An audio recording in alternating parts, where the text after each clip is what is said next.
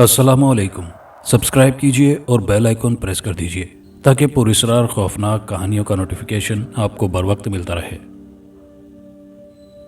ठहरो, तुम मस्जिद में दाखिल नहीं हो सकते। किसी ने मेरे कंधे को इस मजबूती से पकड़ा कि मेरा बढ़ता हुआ कदम अचानक रुक गया।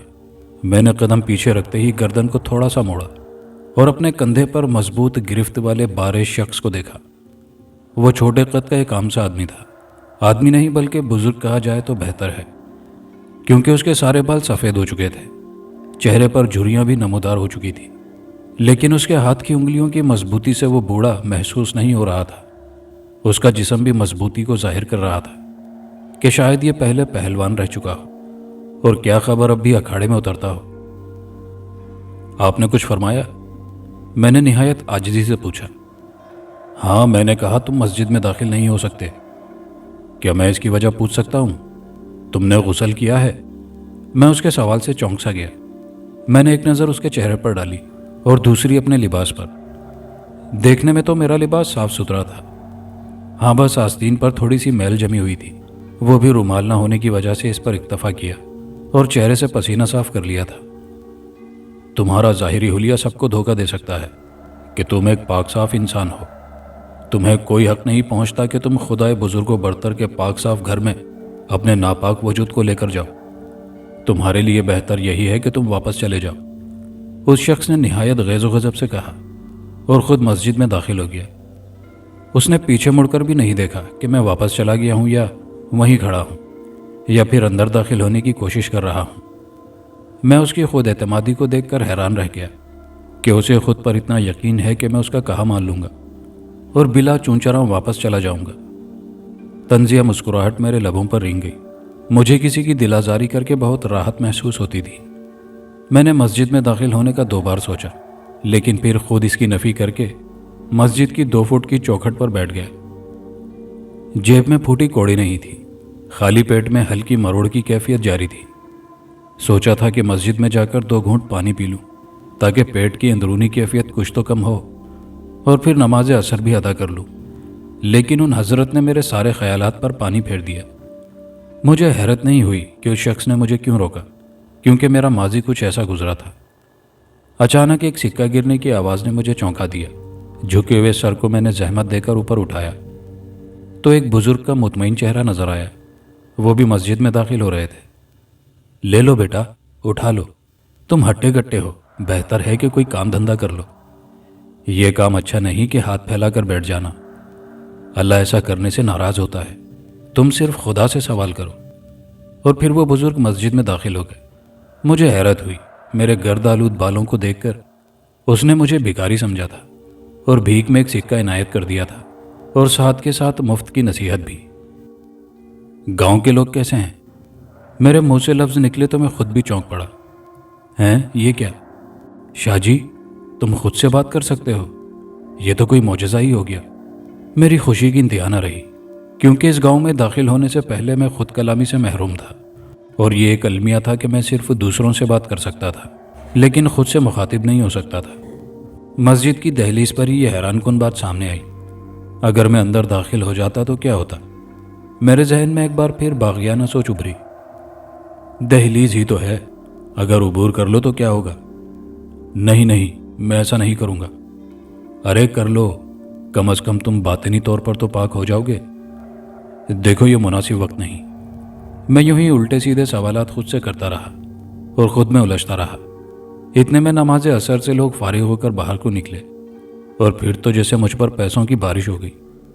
हर एक मुझे मुफ्त में नसीहत के साथ 1 रुपये का सिक्का या 2 का या फिर 5 का नोट अता करता।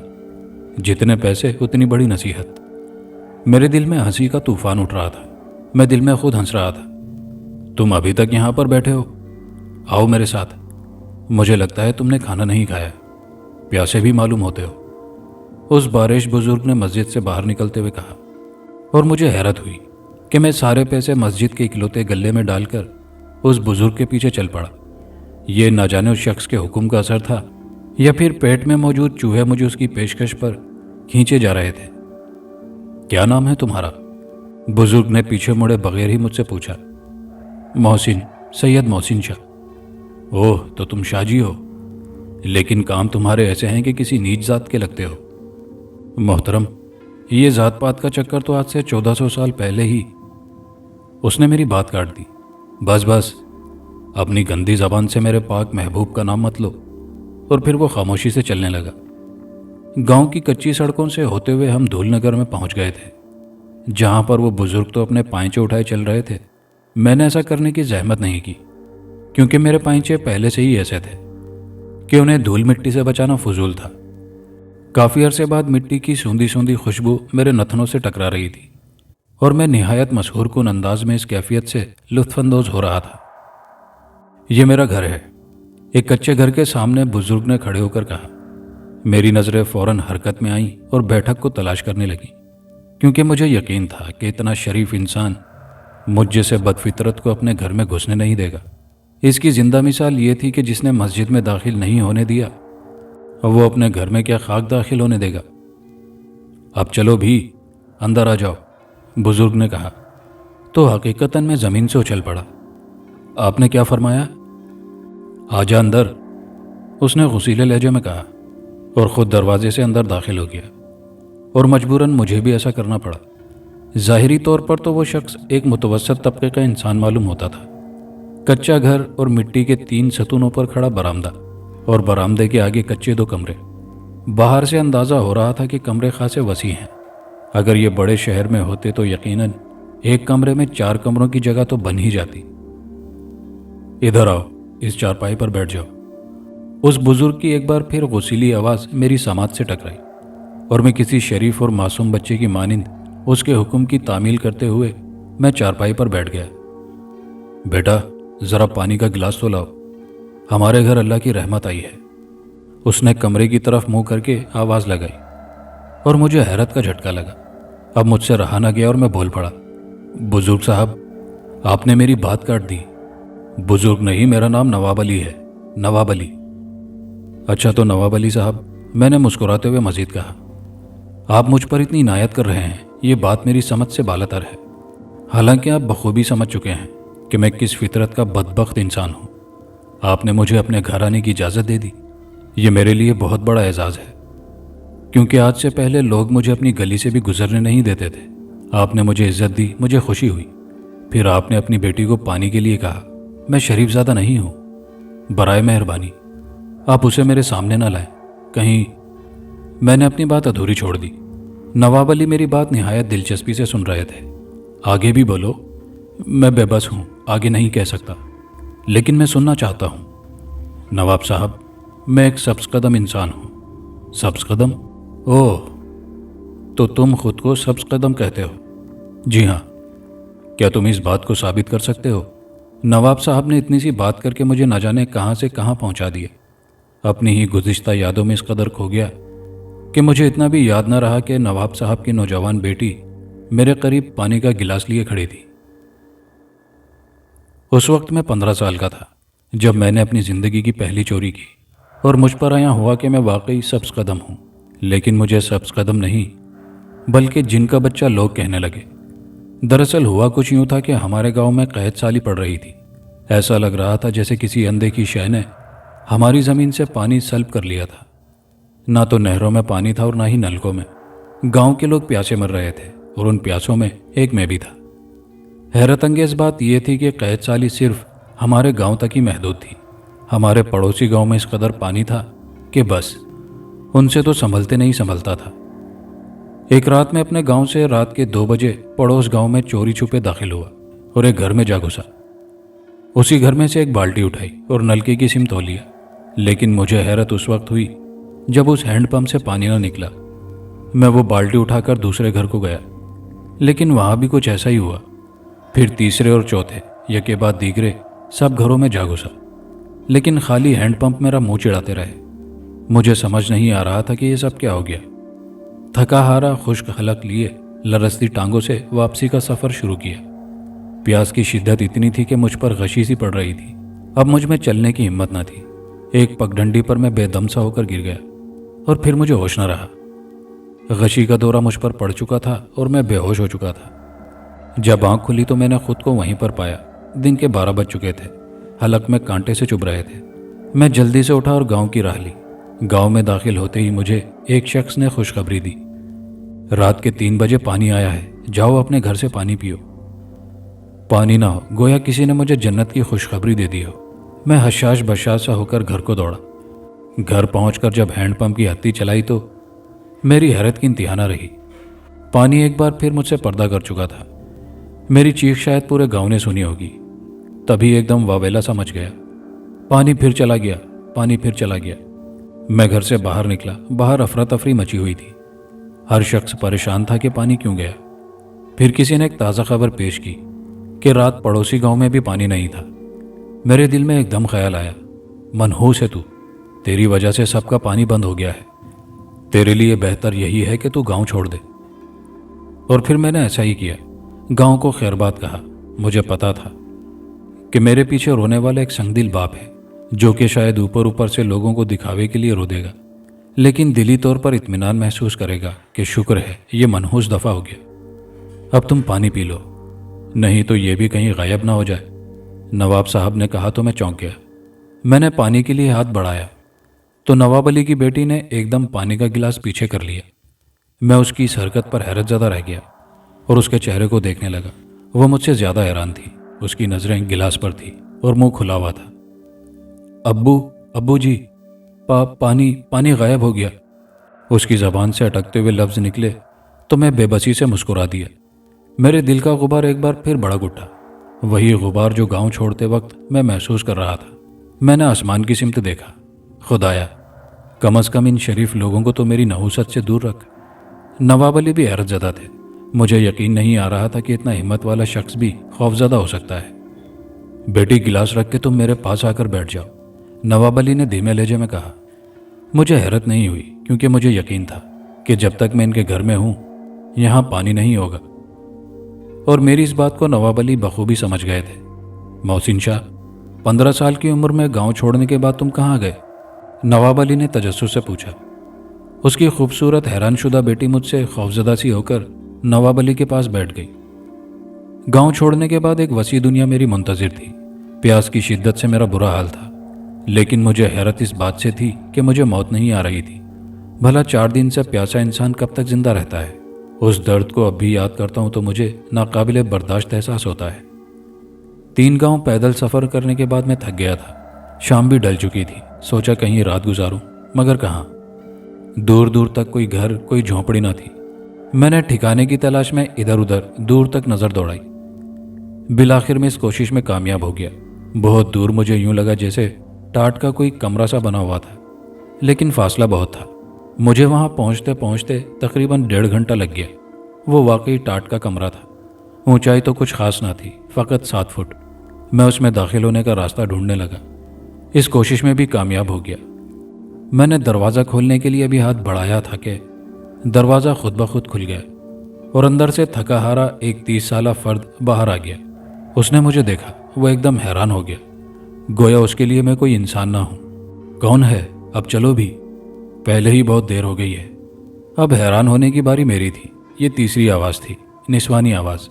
میں معاملے کی تہہ تک پہنچنے میں دیر نہیں لگا سکتا تھا۔ کوئی لڑکا ہے، اس شخص نے وہیں کھڑے کھڑے کہا۔ لڑکا؟ اندر سے نسوانی آواز دوبارہ آئی، مگر اس بار آواز میں وہ رعب نہ تھا، بلکہ ہلکا سا خوف تھا۔ ہاں لڑکا، پیچھے ہٹو، میں دیکھتی ہوں کون ہے۔ نسوانی آواز پھر آئی اور وہ شخص باہر آ گیا۔ دروازے پر ایک نوجوان لڑکی نمودار ہوئی۔ اس کی حالت سے میں بخوبی سمجھ گیا تھا کہ وہ شخص تھک کیوں گیا ہے۔ چھوٹے کون ہو؟ کہاں سے آئے ہو؟ عورت نے سوال پوچھا۔ میرا نام محسن ہے۔ ماں باپ نہیں ہے، گھر میں کوئی نہیں جو میرا خیال رکھ سکے، اس لیے میں اکیلا نکلا ہوں کہ شاید کوئی اپنا مل جائے۔ لیکن آپ یہاں کیا کر رہی ہیں؟ اور یہ کون ہے؟ میرے سوال نے اسے حیران نہ کیا، کیونکہ اس کے علم میں تھا کہ شاید یہ بچہ ہے۔ اب تم کہاں جاؤ گے؟ یہاں رات گزار کر صبح شہر چلا جاؤں گا، پھر وہاں کسی ہوٹل میں کام کروں گا اور… ٹھیک ہے، تم رات یہاں مت گزارو، میرے ساتھ آؤ۔ تم شکل سے بھوکے لگتے ہو۔ کتنے دن ہو گئے تم نے کھانا نہیں کھایا؟ 4 دن سے بھوکا ہوں۔ اوف خدایا، 4 دن؟ چلو میرے ساتھ چلو۔ اور میں اس کے ساتھ ہو لیا۔ دراصل میں بات کی تہہ تک پہنچنا چاہتا تھا کہ اس لڑکی کا اس لڑکے کے ساتھ کیا تعلق ہے۔ رات 10 بجے کے قریب ہم تینوں ایک بستی میں پہنچ چکے تھے۔ پیدل سفر کر کے میرا برا حال تھا۔ وہ میرا گھر ہے۔ اس نے ایک گھر کی طرف اشارہ کرتے ہوئے مجھے کہا، بہت خوبصورت لگ رہا ہے باہر سے۔ میں نے کہا، اندر سے بھی ایسا ہی ہے۔ وہ مسکراتے ہوئے بولی، اب تم جا سکتے ہو۔ گھر کے دروازے پر پہنچ کر عورت نے اس شخص سے کہا اور وہ آگے بڑھ گیا۔ آ جاؤ۔ اس نے گھر کے اکلوتے دروازے کا تالا کھولتے ہوئے مجھے کہا اور خود دروازہ کھول کر اندر داخل ہو گئی۔ میں بھی اس کے پیچھے اندر داخل ہو گیا۔ اندر سے گھر واقعی بہت خوبصورت تھا۔ آپ اس گھر میں اکیلی رہتی ہیں؟ میں نے اس سے سوال پوچھا۔ نہیں تو، میرا شوہر بھی رہتا ہے۔ اور یہ انکل آپ کے شوہر ہیں؟ نہیں، وہ مسکرائی۔ میرے شوہر تو ریلوے میں نوکری کرتے ہیں۔ وہ ہر اتوار کو آتے ہیں، لیکن نہ جانے کیا ہوا کہ وہ اس اتوار نہیں آئے، تو ان کی کمی اس انکل نے پوری کر دی۔ میرے سوال پر اس کی آنکھوں میں واقعی ایک خمار سا آ گیا۔ اس نے میرے گال پر چٹکی دی اور بولی، شرارتی لڑکے ہو، سارا معاملہ جلدی سمجھ گئے۔ تم کمرے میں جاؤ، میں نہا کر آتی ہوں۔ اور وہ ایک طرف بنے غسل خانے کی طرف بڑھ گئی۔ 24 سالہ لڑکی کی خواہشات کو بھی بخوبی سمجھ گیا تھا، لیکن میرا کیا؟ مجھے نہ تو اس سے کوئی واسطہ تھا، نہ اس شخص سے، اور نہ ہی اس کے شوہر سے۔ میں اندر کمرے کی طرف بڑھ گیا۔ کمرہ اندر سے واقعی بہت خوبصورت تھا۔ اندر موجود ہر چیز سے صفائی اور مہنگائی ٹپک رہی تھی۔ ان کا تعلق کسی امیر گھرانے سے لگتا تھا۔ ابھی میں ان چیزوں کے بارے میں سوچ ہی رہا تھا کہ وہ عورت کمرے میں داخل ہوئی۔ کیا ہوا؟ اتنی جلدی آپ نے نہا لیا؟ مجھے حیرت ہوئی۔ نہیں، پتہ نہیں کیوں نل میں پانی نہیں ہے۔ میری ایک ٹھنڈی آہ نکل گئی۔ یہ بیچاری بھی میری وجہ سے آج نہائے بغیر سوئے گی۔ میری نحوست کا ایک اور شکار۔ سبز قدمی یہاں بھی آڑے آ گئی۔ اب کیا کرنا ہے آپ نے؟ بس کھانا کھا کے سو جاتی ہوں۔ آؤ تم بھی کچھ کھا لو، اس نے کہا اور کمرے سے نکلنے کے لیے پیچھے کو مڑی۔ ایک منٹ سنیے، میں نے پکارا۔ وہ پھر میری طرف مڑ گئی۔ بولو۔ یہاں سنا ہے کوئی عالم بابا رہتے ہیں؟ میں نے اندھیرے میں تیر پھینکا۔ ہاں ہاں، رہتے تو ہیں، لیکن وہ عالم بابا نہیں، سب انہیں بڑے بزرگ کے نام سے پکارتے ہیں۔ کیوں، خیریت؟ نہیں، میں ویسے ہی پوچھ رہا تھا۔ اچھا، وہ رہتے کہاں ہیں؟ یہیں اگلی گلی چھوڑ کر دوسری گلی میں آستانہ ہے ان کا، اس نے ایک سمت ہاتھ کا اشارہ کرتے ہوئے کہا۔ لیکن تم کیوں پوچھ رہے ہو؟ کوئی خاص بات؟ مجھے آپ سمجھدار لگتی ہیں، اس لیے خود ہی سمجھ جائیں تو بہتر ہے۔ میں خود بتا نہیں سکتا۔ وہ لاپرواہ سی تھی، اس لیے پیر پٹک کر باورچی خانے کو اُولی۔ میں کمرے سے باہر نکلا اور آہستہ آہستہ قدم اٹھاتے ہوئے کمرے کی سیدھ میں اکلوتے دروازے سے ہوتے ہوئے گھر کو خیر بات کہہ دیا۔ اب میرا رخ اس سمت تھا۔ میری نظریں آستانہ بڑے بزرگ کی تلاش میں تھیں۔ دوسری گلی میں واقعی ایک آستانے طرز کا مکان تھا۔ گھر کے دروازے پر لگی پردے کی بوری اس بات کا ثبوت دے رہی تھی۔ میں نے دروازہ کھٹکھٹایا۔ کچھ دیر بعد ایک بزرگ باہر آئے۔ بڑے بزرگ، آپ ہی کا نام ہے؟ میں نے تجسس سے پوچھا۔ جی ہاں بیٹا، میں ہی ہوں۔ کوئی کام؟ انہوں نے شفقت سے پوچھا۔ ان کے چہرے پر نورانی عکس تھا۔ وہ واقعی اللہ تعالیٰ کے نیک بزرگ لگ رہے تھے۔ مجھے پیاس لگی ہے، کیا آپ پانی پلا سکتے ہیں؟ ہاں ہاں، کیوں نہیں۔ لیکن اتنی رات گئے تم، میری سمجھ میں نہیں آیا، کون ہو بیٹا تم؟ وہ کچھ پریشان سے ہو گئے۔ میرا حلق سوکھا ہوا ہے، 4 دن سے کچھ کھایا پیا نہیں ہے۔ اندر آ جاؤ، انہوں نے کہا اور میں اندر داخل ہو گیا۔ ادھر آؤ، ادھر۔ وہ مجھے ایک کمرے میں لے گئے جہاں فرش پر چٹائی بچھی ہوئی تھی اور اس پر ایک رحل اور اس پر قرآن شریف رکھا تھا۔ تم یہاں بیٹھو، میں پانی لے کر آتا ہوں۔ وہ باہر گئے۔ میں چٹائی کے ایک کونے پر بیٹھ گیا۔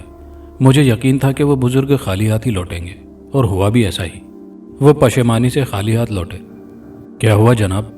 میرے سوال پر وہ اور بھی پریشان ہو گئے۔ شاید ان کے پاس جواب دینے کے لیے الفاظ نہیں تھے۔ آپ یہاں آئیے اور سکون سے بیٹھ جائیں، میں آپ کو بتاتا ہوں۔ وہ میرے قریب آ کر بیٹھ گئے اور میں نے اپنی بپتا ان کو سنا دی۔ اچھا، انہوں نے اچھا کا الف کچھ زیادہ ہی طویل کر دیا تھا۔ اللہ تعالیٰ رحم فرمانے والے ہیں، یقیناً کچھ نہ کچھ سبب ضرور نکل آئے گا۔ انسان چاہے کتنا ہی نافرمان کیوں نہ ہو، خالق حقیقی اپنی خلق کو یوں پیاسا نہیں دیکھ سکتے۔ میں دعا کرتا ہوں، تم مجھے آدھا گھنٹہ دو۔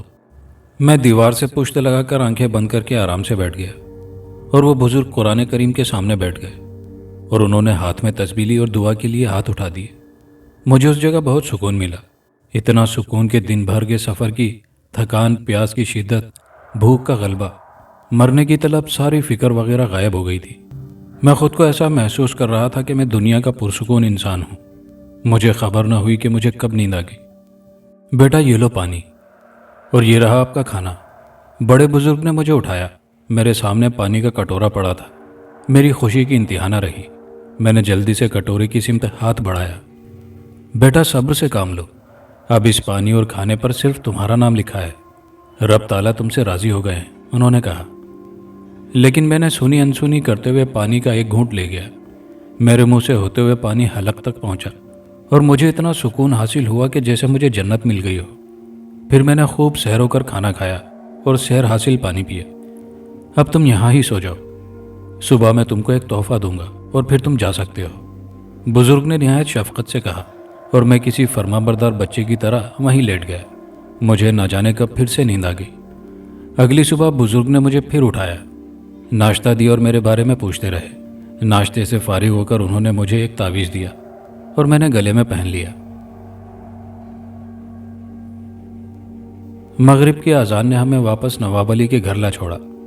اچھا محسن صاحب، باقی نشست نماز کے بعد لگاتے ہیں، تم یہیں رہنا، کہیں بھاگ نہ جانا، اس نے کہا، اور وہ خود اٹھ کر گھر سے باہر کو ہو لیے۔ انہوں نے ایک بار پھر مجھے حیران کر دیا تھا کہ اکلوتی بیٹی کو وہ میرے ساتھ اکیلا چھوڑ گئے تھے۔ کیا نام ہے تمہارا؟ بلقیس، اس نے ڈرتے ڈرتے کہا اور چارپائی سے اٹھ گئی۔ مجھ سے ڈرو مت، میں تمہارے باپ کے اعتماد کو ٹھیس نہیں پہنچاؤں گا۔ تم مجھے دوبارہ پانی دینے کی کوشش کرو کہ شاید اب مجھے نصیب ہو جائے۔ میری اتنی سی ہمدردی پر وہ مطمئن سی ہو گئی۔ چارپائی سے اٹھی اور گلاس لے کر ہینڈ پمپ کی طرف گئی۔ پمپ کی ہتھی چلائی لیکن بے سود، پانی پھر سے غائب تھا۔ بلقیس چھوڑو، یہاں آ جاؤ، بیٹھ جاؤ، اور وہ واقعی میرے قریب آ کر بیٹھ گئی۔ آپ کی بپتا ہے بڑی سحر انگیز، پر اسراریت بہت ہے اس میں۔ مجھے بہت حیرت ہو رہی ہے کہ آج کے دور میں بھی ایسے واقعات ہوتے ہیں، حالانکہ اتنے جدید دور میں ایسی باتوں کو سب بکواس تصور کرتے ہیں۔ بلقیس کینچی کی طرح بولتی چلی گئی۔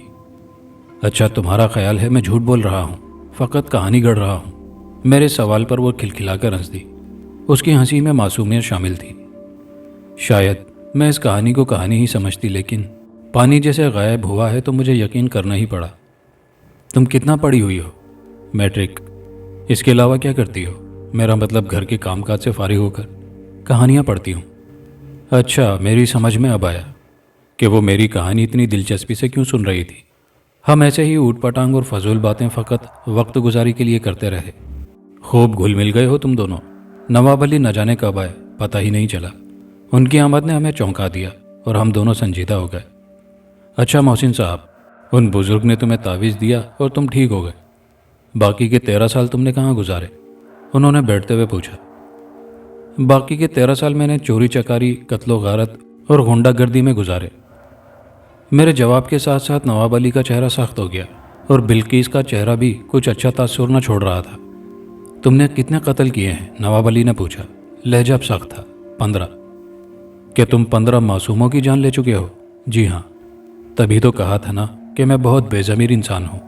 نہ جانے کتنے معصوم میرے ہاتھ سے تکلیف حاصل کر چکے ہیں، نہ جانے کتنی شریف زادیوں کی عزتیں غیر محفوظ کر چکا ہوں، نہ جانے کتنوں کے گھر لوٹے۔ ان سب چیزوں میں اپنا بیڑا غرق کر بیٹھا ہوں۔ تو تم مسجد کے دروازے پر کیوں کھڑے تھے؟ بزرگ نے پوچھا۔ نواب علی کے سوال کا جواب ہی بہت اہم تھا۔ دراصل بڑے بزرگ کا دیا ہوا تعویذ مجھ سے کہیں کھو گیا تھا، یا پھر قدرت نے میری صفاکی بے باکی کی سزا یہی دی کہ تعویذ واپس لے لیا۔ اب میرا دل خود ہی ان کاموں سے بھر چکا تھا۔ میں تو توبہ کرنے کے لیے آیا تھا، لیکن مجھے کیا معلوم تھا کہ مجھے غسل کے لیے پانی بھی میسر نہیں ہوگا۔ میں مزید کچھ کہنا چاہتا تھا کہ گھر کے دروازے پر اتنی زور سے دستک ہوئی کہ میرا دل کانپ اٹھا۔ بلقیس کی چیخ نکل گئی اور نواب علی 2 فٹ اوپر اچھل پڑے۔ باہر نکلو خبیث انسان، بے غیرت، باہر نکلو، اور اپنی لڑکی کے یار کو بھی باہر نکالو۔ باہر سے ایک ساتھ کئی آوازیں آئی تھیں۔ مجھے سارا معاملہ سمجھنے میں دیر نہ لگی۔ نواب علی نے آگے بڑھ کر دروازہ کھولا۔ لوگوں کا ہجوم نواب علی کو روندتے ہوئے میری سمت بڑھا۔ وہ تقریباً 20-25 افراد تھے، ان میں کچھ ضعیف تھے اور باقی نوجوان اور ادھیڑ عمر۔ کیا مسئلہ ہے آپ لوگوں کے ساتھ؟ آپ یوں میرے گھر میں گھس آئے ہیں، آخر میرا قصور کیا ہے چودھری صاحب؟ نواب علی نے روحانسی آواز میں پوچھا۔ قصور؟ بتاتا ہوں تمہیں قصور۔ خود نماز کے لیے گئے تھے اور ان دونوں کو گھر میں چھوڑ دیا اکیلے۔ یہ انجان ہے، غیر ہے، और तुम अपनी बेटी के साथ रंगरलियां मनाने के लिए इसे घर ही छोड़ गए। चौधरी ने निहायत गैज़ो गज़ब से नवाब अली का गिरेबान पकड़कर कहा। ऐसी कोई बात नहीं, ये शरीफ ज़्यादा है, नवाब अली ने कहा। चौधरी ने हिकारत से नवाब अली के मुंह पर थूका। शरीफ ज़्यादा है ना ये, इन तीनों को कत्ल कर दो। लोगों का एक जम्मे गफीर हम तीनों पर टूट पड़ा। मेरी समझ में कुछ नहीं आ रहा था कि इस मौके पर मैं क्या करूं। बिल्कीस की चीखों पुकार, नवाब अली का तड़पना और फिर लोगों की गालियों से घर गूंज उठा था। फिर मुझे याद आया कि मेरे पास मेरे काले करतूतों का साथी मेरा रिवॉल्वर था। उम्मीद की एक नन्ही सी किरण जागी। मैंने लोगों के लातों और थप्पड़ों से खुद को बचाते हुए अंदरूनी जेब से रिवॉल्वर निकाल लिया। मुझ पर यकलख्त वहशत सी तारी हो गई। बस फिर क्या था, यके बाद दीगरे कई फायर किए और कई अफराद लाशों में तब्दील हो गए। बाकी लोगों ने भागने में इक्तफा किया, लेकिन मुझे ये सब करने में बहुत देर हो गई थी, क्योंकि बिल्कीस और नवाब अली मेरे मोहसिन इस दुनिया को छोड़कर खून में लथपथ अपनी लाशें छोड़ गए थे। मेरे हवास ने मुझे जवाब दे दिया। मैं बेहोश सा होने लगा। जब आंख खुली तो खुद को जेल की सलाखों में पाया। नौजवान उठ गए। बड़े दिन बाद आंख खोली। एक हट्टे गट्टे पहलवान नुमा कैदी ने मुस्कुराकर पूछा, आज तारीख क्या है? 15 है, 15 दिसंबर, उसने जवाब दिया। 15 दिसंबर? मैं हैरान रह गया, क्योंकि गुज़िश्ता वाक़या 28 नवंबर का था। मेरी आंखों से आंसू रवा हो गए। सब्ज़ कदमी ने उन शरीफों को भी नहीं छोड़ा था। वो बेकसूर मारे गए थे। तुम पर 8 कत्ल का मुकदमा है? उसी कैदी ने पूछा। जी हाँ। बराए मेहरबानी मुझे कुछ देर खामोश रहने दो, मैंने उसे कहा, और वह बुरा सा मुंह बनाते हुए एक तरफ हो गया। 28 दिसंबर को मेरी पेशी थी। अदालत ने मुझे सजाए मौत सुना दी थी, और अब हमसे मुराद मेरे साथ 2 और कैदी भी थे, जिनको ये शर्फ बख्शा गया था। जेल की जानिब रवाना थे। मुझे यकीन था कि मेरी नहुसत यहाँ भी आड़े आएगी और ये 2 कैदी अपनी मौत से पहले मारे जाएंगे। और फिर हुआ भी ऐसा ही। एक तेज़ रफ्तार ट्रालर से हमारी पुलिस वैन टकराई। दोनों कैदी, 2 कांस्टेबल और ड्राइवर मारे गए। अगर बचा तो मैं, मज़ीद दुख और तकलीफ़ और अजियत बर्दाश्त करने के लिए। इस वाक़ये के बाद मुझे पानी मुतवातर नसीब हो रहा था। शायद मेरी तौबा कबूल हो गई थी। मैं एक बार फिर वीरानों की सिमत चल पड़ा। बस्ती बस्ती, गांव-गांव भटकते भटकते मैं एक ऐसे गांव में पहुंचा जो मुकम्मल तौर पर उजड़ चुका था। शायद किसी सैलाब ने उसे तबाह कर दिया था, या फिर कोई और फितरी तबाहकारी थी। लेकिन एक जगह टीला सा था और न जाने क्या चीज़ थी। मैं उस सिमत बढ़ा। करीब पहुंचा तो मुझे कब्र का गुमान हुआ, और मिट्टी से लथपथ तख्ती से जाहिर हो गया कि यह वाकई कब्र है। मैं घुटनों के बल बैठ गया और तख्ती से मिट्टी उतारने लगा। मिट्टी तो उतर चुकी थी, लेकिन तख्ती की तहरीर ने मुझे एक बार फिर रुला दिया। तख्ती पर सिर्फ 2 नाम थे, नवाब अली, बिल्कीस बानो। खुदा की लाठी बे आवाज़ है। गांव वालों की सफाकी का जवाब परवरदिगार ने सैलाब की सूरत में दे दिया था। अब मेरी चीखों पुकार की आवाज़ कोई न सुन सकता था। बहरहाल मैं उसी जगह पर बराजमान हो गया, क्योंकि मैं दिली सुकून महसूस करने लगा था। कब्र पर से तख्ती उतार दी थी। नई सुबह, नया दिन निकला। चंद लोग उस जगह से गुजरे और फिर इत्तिफाक से उसी जगह बैठकर सुस्ताने लगे। इतने में उन्होंने खाना लगा दिया और मुझे खाने में शरीक कर लिया। उस जगह एक सायादार दरख्त था, और फिर अल्लाह ताला की मेहरबानी और करम नवाजी से ये जगह गुले गुलजार होती गई। यकीनन मेरी तौबा कबूल हो चुकी थी। अब उम्र की आखिरी सीढ़ी है। मेरे बाद भी ये जगह गुले गुलजार रहेगी, मगर हम ना होंगे। खास एपिसोड का दूसरा पुरस्रार किस्सा। एक बड़े मियाँ लाठी जमीन पर टेकते हुए आए। क्या आप इस मकान में रहने आए हैं? उन्होंने सवाल किया। जी बुजुर्गवार, मैंने इस मकान को किराए पर लिया है, उसने कहा। क्या नाम है आपका? मेरा नाम अब्दुल शकूर है, उस शख्स ने जवाब दिया। बेटा, मेरी बात का बुरा नहीं मानना, मैं तुम्हारे बुरे के लिए नहीं, भले के लिए ये बात कह रहा हूँ। आपने बहुत गलत मकान का इंतखाब किया है। यह मकान रहने जैसा नहीं, यह आसेबज़दा मकान है। इस मकान में जो भी रहने को आता है बमुश्किल वो 2-4 दिन ही रह पाता है और फिर मकान छोड़कर भाग जाता है। ये बात मुझे मालिक मकान ने पहले बता दी थी। उसके बावजूद तुमने यह मकान किराए पर ले लिया है। बड़े मियाँ ने हैरत से उसकी तरफ देखते हुए कहा। मेरी मजबूरी है, अब्दुल शकूर ने कहा। ऐसी क्या मजबूरी है तुम्हारी जो जानबूझकर इस मकान में रहने को चले आए हो? मेरा इस शहर में तबादला हो गया है अकेले आदमी को कोई मकान नहीं देता। मैं अपनी फैमिली को यहाँ ला नहीं सकता। चंद माह बाद फिर मेरा ट्रांसफ़र होने पर वापस अपने शहर चला जाऊँगा। अब्दुल शकूर ने कहा, मियाँ तुम ये मकान किराए पर लेने से पहले अच्छी तरह मालूमात कर लेते। बड़े मियाँ ने कहा, कई मकान मुझे नज़र आए मगर किराया इतना है कि मैं अपनी कलील तनख्वाह में गुजारा नहीं कर सकता। अब्दुल शकूर ने अपनी मजबूरी बताई। अल्लाह करे तुम इस मकान में रह जाओ, वरना मुझे नहीं लगता कि तुम 2 दिन से ज़्यादा यहाँ रह पाओगे। तुम कोशिश करते रहो, शायद कोई सस्ता सा किराए का मकान मिल जाए। बड़े मियाँ ने मशवरा दिया। सच्ची बात पूछे तो मेरा दिल नहीं चाह रहा कि इतना अच्छा मकान छोड़कर किसी और मकान में जाऊं। मैं कोशिश करूंगा कि आसिफ मुझे कबूल कर ले, अब्दुल शकूर ने जवाब दिया। बड़े मियाँ ने यह जुमला सुनकर हैरत से उसकी तरफ देखा और फिर कुछ सोचते हुए आगे बढ़ गए। रिजवान देखो, फिर सामने वाले मकान में कोई नया किराएदार आया है, शाहिद ने अपने कज़न से कहा। शाहिद और रिजवान दोनों उस वक्त छत पर पतंग उड़ा रहे थे। उन दोनों की आदत में शुमार था कि वो अपने इलाके में होने वाली हर सरगर्मी और ख़बरों पर नज़र रखते थे। मोहल्ले में कोई भी वाक़या हो जाए वो उसको बड़ा चढ़ाकर दूसरों को सुनाया करते थे। हर शख्स की टोल लेने को अपनी अव्वलीन जिम्मेदारी समझते थे। अब्दुल शकूर ने जो मकान लिया था उसका सहन शाहिद के घर की छत से साफ दिखाई देता था। इससे कबल भी जो किराएदार आया उसे और उसकी फैमिली को परेशान होता देखकर वो छत पर हंसी के मारे लोटपोट हो जाते थे। जब भी कोई किराएदार आता था उन्हें अच्छी तफरीह मुयस्सर आ जाती थी। बड़े अरसे बाद कोई किराएदार इस मकान में आया है, रिजवान ने कहा। यह मकान आसिफ के हवाले से बहुत मशहूर हो गया है और इस मकान का मालिक खुद भी किराएदार को पहले बता देता है। इसके बावजूद लोग जिद करते हैं इस मकान में रहने की, तो मकान किराए पर दे देता है, शाहिद ने कहा। 2 दिन 3 दिन और फिर कई दिन गुजर गए। अब्दुल शकूर घर से जाने का नाम नहीं ले रहा था और ना ही घर में अब्दुल शकूर के डरा देने वाले वाक़यात रूनुमा हुए थे। रिजवान और शाहिद को ज़्यादा तजस्सुस था कि वो इस राज से पर्दा उठाएं कि अब्दुल शकूर ने आते ही क्या अमल किया है कि आसिफ उसको कुछ नहीं कह रहा। शाम के वक्त वो बड़े ठाठ से मेज़ कुर्सी बिछाकर मज़े से चाय पीता रहता। अब्दुल शकूर 5 वक्त की नमाज बाजमात अदा करता था। हर शख्स अब्दुल शकूर को हैरत से देखता, लेकिन किसी की हिम्मत नहीं होती कि उससे बात करे। मोहल्ले के लोगों ने उन्हें भी आसिफ का ही साथी तसव्वुर करना शुरू कर दिया था। उससे बातचीत करने की किसी में हिम्मत न हुई थी। असर की नमाज पढ़कर अब्दुल शकूर अपने घर जा रहा था कि एक घर के बाहर ख़वातीन का हुजूम देखकर उन्हें तजस्सुस हुआ और वो भी उस हुजूम के पास रुक गए। भाई खैरियत है? अब्दुल शकूर ने एक शख्स से पूछा। अरे खैरियत कहाँ, इस बेचारी कुलसूम की ज़िंदगी अजीरन होकर रह गई है। ऐसा निखट्टू शौहर नजमुद्दीन की शक्ल में मिला है कि कुछ काम भी नहीं करता।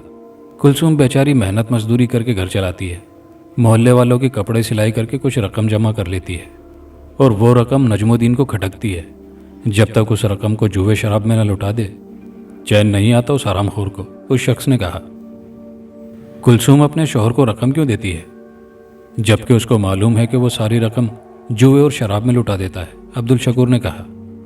कुलसूम कहाँ देती है, नजमुद्दीन खुद तलाश कर लेता है रकम कि उसने कहाँ छुपा कर रखी है। रकम को कुत्ते की तरह सूंघता फिरता है और रकम ना देने पर मारपीट करता है, एक शख्स ने बताया। तुमने मुझे ये बात पहले क्यों नहीं बताई? अब्दुल शकूर ने कहा।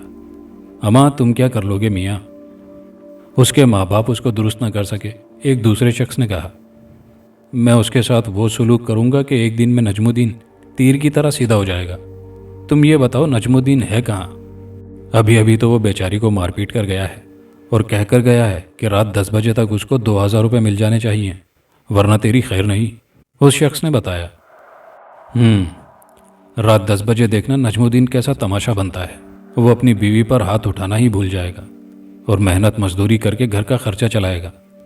वहाँ मौजूद मर्दों ख़वातीन अब्दुल शकूर की बात को लतीफ़ा समझकर खूब मज़े ले लेकर उसका मजाक उड़ाने लगे कि नजमुद्दीन को उसके माँ बाप ना सुधार सके तो वो उसका क्या कर लेगा। रात के 10 बजते ही गली में नजमुद्दीन की चीखें अपने घर से बुलंद होने लगी। वो बुरी तरह तड़प रहा था।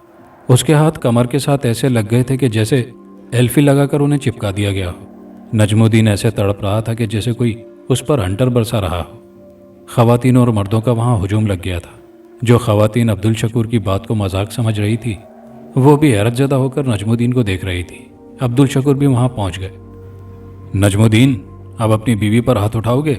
अब्दुल शकूर ने पूछा। मेरी तौबा, मेरे बाप दादा की तौबा, मैं कभी भी कुलसूम पर हाथ नहीं उठाऊंगा। नजमुद्दीन ने कहा, शराफत से रोज़ी कमा कर लाओगे, कुलसूम से रकम भी नहीं छीनोगे? हाँ हाँ, मैं मेहनत मजदूरी करूँगा और सारी रकम कुलसूम के हाथ पर रख दूंगा, नजमुद्दीन ने कहा। कुलसूम का मुकम्मल ख्याल करोगे और उसे कोई तकलीफ नहीं दोगे? हाँ हाँ, मैं ऐसा ही करूँगा, खुदा के लिए इस नज़र न आने वाले को कहो मुझे हंटर मारना बंद कर दे। नजमुद्दीन गिड़गिड़ाते हुए बोला, ठीक है, ये हंटर नहीं मारेगा। तुम 7 मरतबा ज़मीन पर अपनी नाक रगड़कर अपनी बीवी से माफ़ी मांगो, अब्दुल शकूर ने हुक्म दिया। और झट नजमुद्दीन ने ज़मीन पर अपनी नाक रगड़ी और बीवी से माफ़ी मांगी। तब कहीं जाकर उसकी इस तकलीफ दे अजाब से जान छूटी। नजमुद्दीन उस दिन से वाकई बदल गया।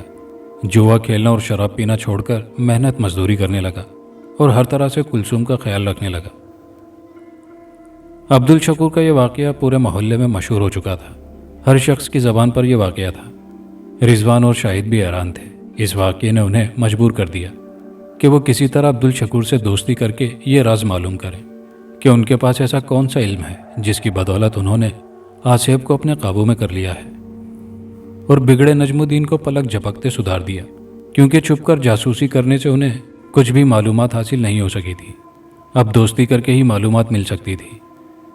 इस तरह वो मालूमात मोहल्ले वालों को बताकर हैरत में मुब्तला कर सकते थे। दोस्ती करने की खातिर उन्हें नमाज पढ़ने मस्जिद भी जाना पड़ा। मौलवी साहब के दुआ ख़त्म करने पर वो सबसे पहले मौलवी साहब से हाथ मिलाते और फिर फ़ौरन ही मौलवी साहब की तरफ हाथ मिलाने को बढ़ने वाले अब्दुल शकूर से हाथ मिलाते। वो भी हाथ मिलाने पर गर्मजोशी का मुजाहरा करते। इस तरह उनकी अब्दुल शकूर से दोस्ती हो गई और इस तरह दोनों ने मुलाकात करने के बहाने अब्दुल शकूर के घर भी आना जाना शुरू कर दिया। अब्दुल शकूर दोनों को बड़े अच्छे अच्छे खाने खिलाते। खानों का जायका ऐसा होता था कि वो अपनी उंगलियां चाटते रह जाते। शाम में मज़ेदार दूध पत्ती चाय और बिस्किटों से तवाज़ो करते। जिस मकसद के तहत उन्होंने अब्दुल शकूर से दोस्ती की थी वो हल नहीं हुआ था। वो अब्दुल शकूर को कुरेदने की गर्ज से खूब सवालात करते, लेकिन अब्दुल शकूर बड़ी सफाई से उन सवालात के जवाबात गोल कर जाते। लेकिन वो दोनों भी बला की ढीठ थे। उन्होंने भी दिल में तहिया किया हुआ था कि वो ज़रूर ये राज जानकर रहेंगे। एक शाम चमन मियाँ अपने घर के आगे परेशानी के आलम में बैठे हुए हुक्का पी रहे थे। चेहरे से परेशानी झलक रही थी। अब्दुल शकूर ने उन्हें देखकर सलाम किया। चमन मियाँ ने सलाम का जवाब दिया। ग़ालिबन आप अपने बेटे नौमान के लिए परेशान हैं कि वो शहर से अभी तक क्यों नहीं आया। बेफिक्र रहें, वो कल सुबह तक घर पहुंच जाएगा, अब्दुल शकूर ने कहा। जी, आपको कैसे इल्म हुआ कि मैं अपने बेटे के लिए परेशान हूँ? चमन मियाँ ने जवाब दिया। मियाँ, हमें सब मालूम हो जाता है। कहते हैं ना कि ताड़ने वाले क़यामत की नज़र रखते हैं। हमें यह भी मालूम है कि कल प्राइज़ बॉन्ड की कुरानदाजी में आपका 10,000 का इनाम निकलेगा, शकूर ने मुस्कुराते हुए कहा। चमन मियाँ ने उन्हें हैरानी से देखा, लेकिन कुछ बोले नहीं। उनके चले जाने पर वो अपने दिल ही दिल में अब्दुल शकूर की बात पर हंसने लगे कि ये हमें बेवकूफ़ बना रहा है, जबकि हम ज़माने को बेवकूफ़ बनाते हैं। दूसरे दिन सुबह ही सुबह चमन मियाँ का बेटा नौमान घर आ गया। प्राइज़ बॉन्ड में 10,000 का इनाम निकला था।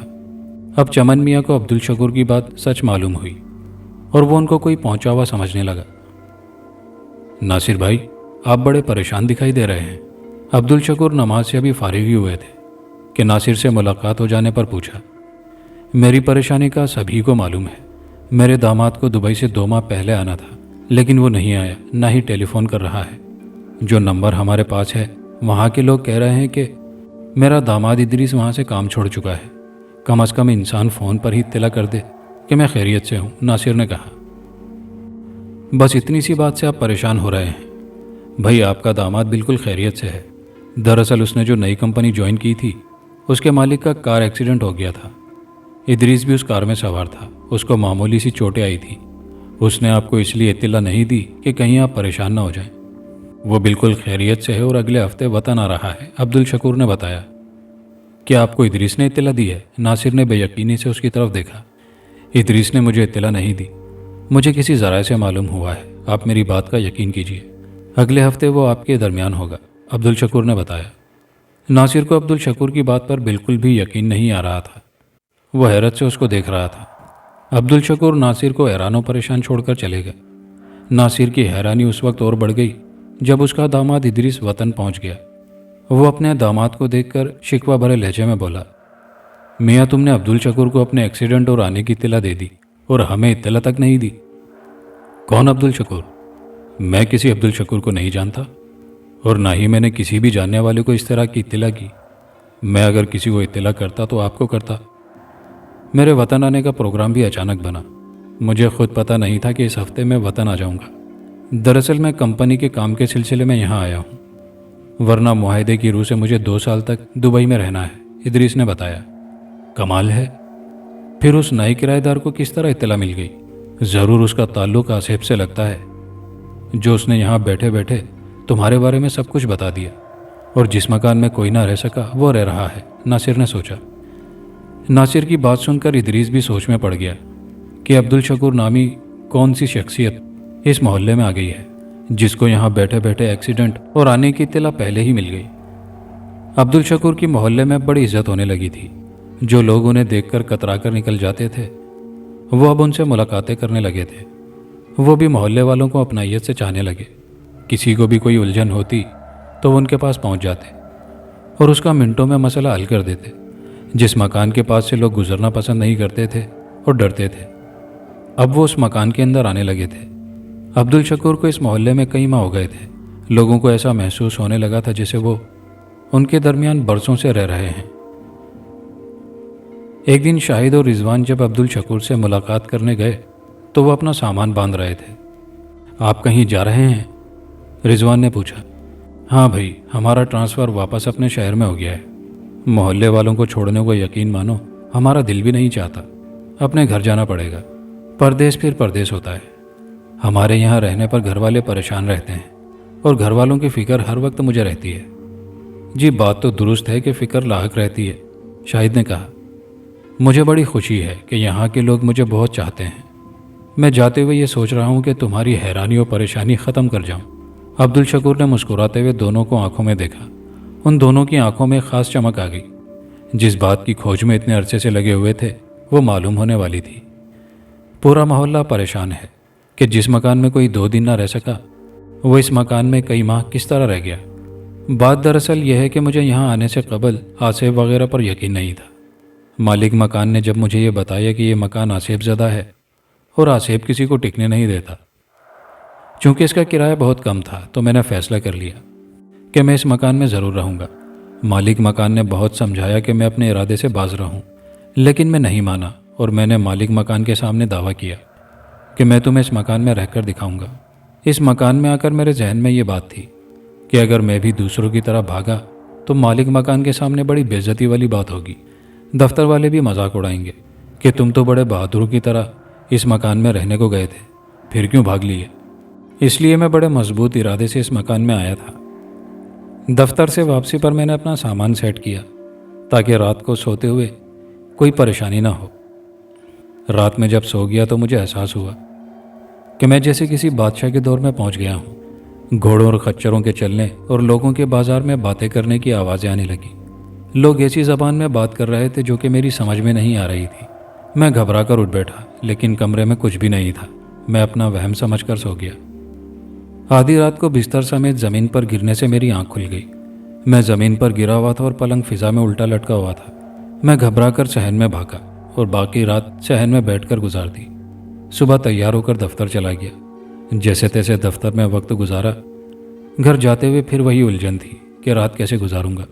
इन्हीं सोचों में घर पहुंच गया। घर में सारा सामान इधर उधर बिखरा पड़ा था।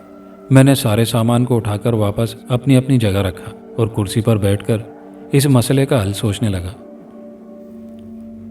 शाम के साए ढलकर रात में तब्दील हो रहे थे। मेरे जहन में अभी तक इस मसले का हल समझ में नहीं आ रहा था। रात का खाना खाकर मैं सो गया और जल्द ही गहरी नींद आ गई। अचानक मशीनों के चलने के शोर से मेरी आंख खुल गई। मशीनें चलने का शोर इस कदर तेज था कि मुझे महसूस होने लगा कि मेरे कान के पर्दे फट जाएंगे।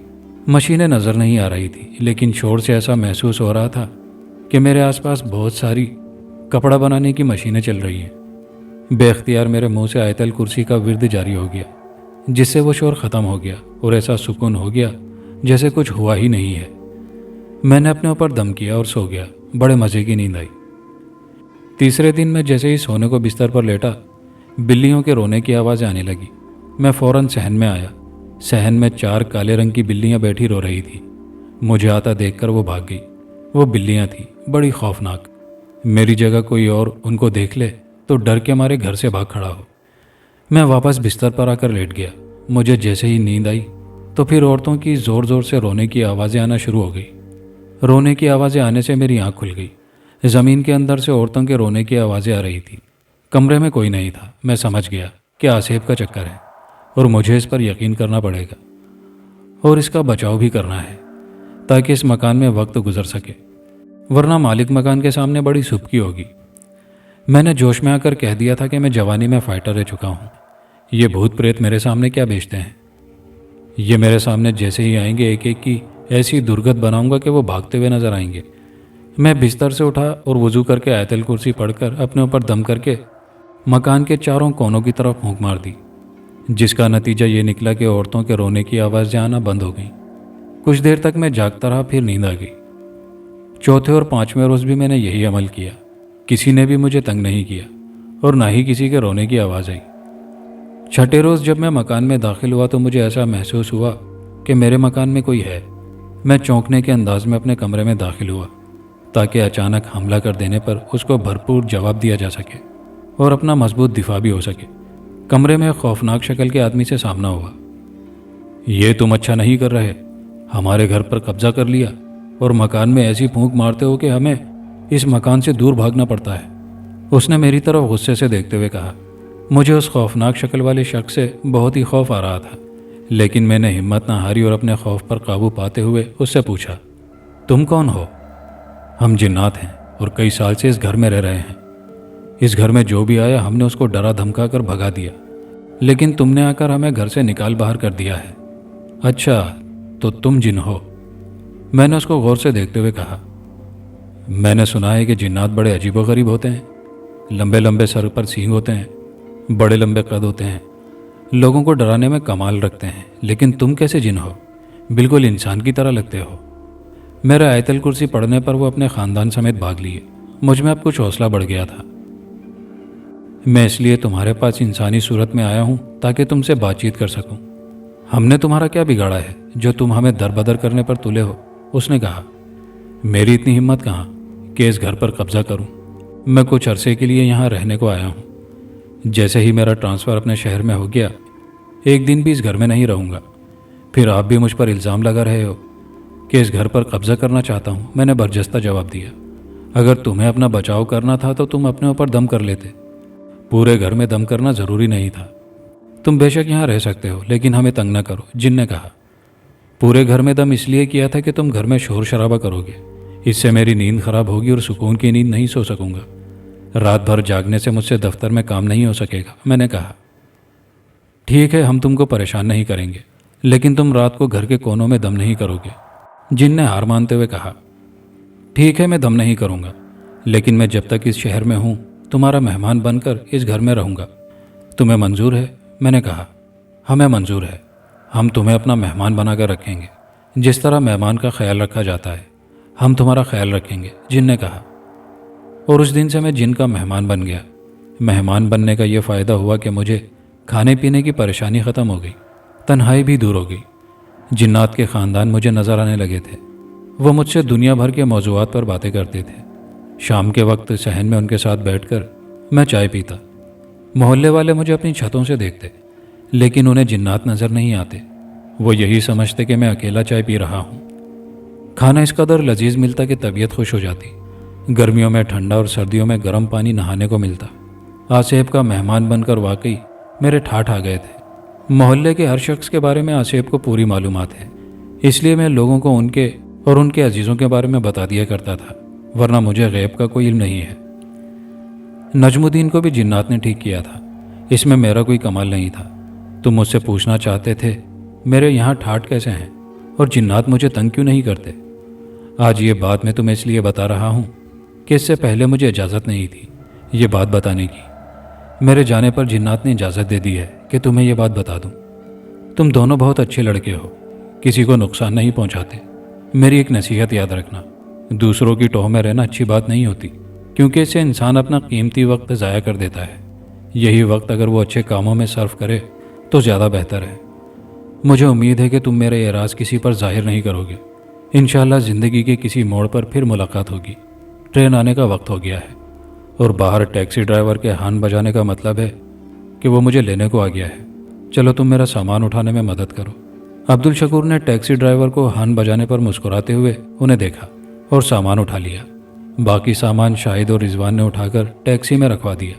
सामान रखे जाने पर अब्दुल शकूर ने मुस्कुराते हुए उनसे हाथ मिलाया और टैक्सी में बैठ गए। उनके टैक्सी में बैठते ही टैक्सी चल पड़ी और फिर उनकी नज़रों से ओझल हो गई। और कहानी के आखिर में आपकी गुजारिशात पर आपके नाम। पहला नाम है रुखसाना खातून कोलकाता इंडिया से और अरमान सिद्दीकी साहब हैं अबू धाबी से। कहानी को दोस्तों के साथ लाइक शेयर ज़रूर कीजिएगा और कमेंट बॉक्स में अपनी कीमती राय से हमें ज़रूर आगाह कीजिएगा ताकि मज़ीद अच्छी कहानी आपको मिलती रहे। चैनल पर नए आने वाले दोस्तों से गुजारिश है कि चैनल को लाजमी सब्सक्राइब कर लीजिए। शुक्रिया।